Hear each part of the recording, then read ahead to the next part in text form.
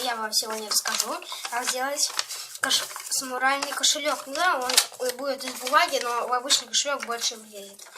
Там бумажный влезет рублей 20. Да. Приготовка к этому: нужно вырезать квадратик все стороны 15 на 15 сантиметров, как показано на видео. Дальше просто, когда вы вырезали, просто загибаете вот эти две стороны и приглаживаете. Когда вы приложили, чтобы вам вот эту штуку легче было убрать, просто вот так загибаете и приглаживаете. Потом расправляйте и загибайте ее назад.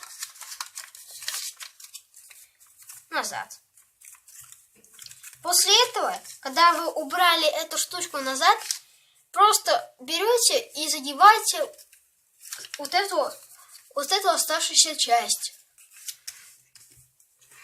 А вот эти две оставшиеся части просто загибайте. Чтобы сделать сверху касочку маленькую, просто загните вот эту, и у вас готово.